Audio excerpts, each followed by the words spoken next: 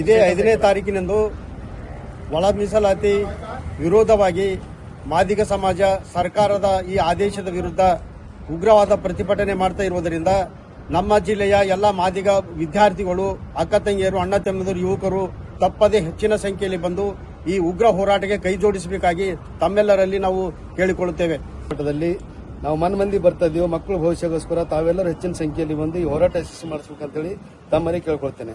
ನೀವು ಹೋರಾಟವನ್ನು ಯಶಸ್ವಿಗೊಳಿಸಿ, ಬನ್ನಿ, ನಿಮ್ಮವರನ್ನು ಕರೆತನ್ನಿ, ಈ ಹೋರಾಟವನ್ನು ಯಶಸ್ವಿಗೊಳಿಸಿ. ಯಾಕಂದ್ರೆ ಇದು ನಮ್ಮ ಅಳಿವು ಉಳಿವಿನ ಪ್ರಶ್ನೆ, ಇದು ಸಮುದಾಯದ ಪ್ರಶ್ನೆ. ಹಾಗೆ ದಯಮಾಡಿ ಎಲ್ಲರೂ ಬನ್ನಿ. ಇದು ನಮ್ಮ ಮಕ್ಕಳ ಭವಿಷ್ಯದ ದೃಷ್ಟಿಯಿಂದ 5ನೇ ತಾರೀಕಿಗೆ ತಾವೆಲ್ಲ ಬಂದು ಹೋರಾಟ ಯಶಸ್ವಿಗೊಳಿಸಬೇಕು. ಯಾಕಂದ್ರೆ ಸರ್ಕಾರ, ಈ ಭ್ರಷ್ಟ ಸರ್ಕಾರ ಏನ್ ಕಾನೂನು ಮಾಡ್ಯದ ಅದು ಹಿಂಪಡಿಬೇಕಂತೇಳಿ ನಾನು ಮನವಿ ಮಾಡ್ತೀನಿ.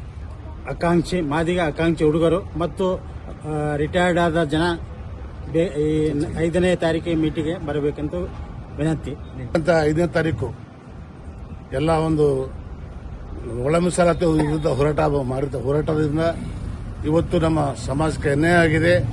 ಅದರ ವತಿಯಿಂದ ಬರ್ತಕ್ಕಂಥ ದಿನದಲ್ಲಿ 5 ತಾರೀಕು ಎಲ್ಲ ಸಣ್ಣ ವಿದ್ಯಾರ್ಥಿಗಳು, ಮಕ್ಕಳು, ಎಲ್ಲ ಇರ್ತಕ್ಕಂಥ ಎಲ್ಲ ಸಮಾಜ ಬಾಂಧವರು ಹೆಚ್ಚಿನ ಸಂಖ್ಯೆಯಲ್ಲಿ ಭಾಗವಹಿಸಿ ಇದರ ಯಶಸ್ವಿಗೊಳಿಸಬೇಕಾಗಿ ಕೇಳಿಕೊಳ್ತೇವೆ. 1ನೇ ತಾರೀಕಿಗೆ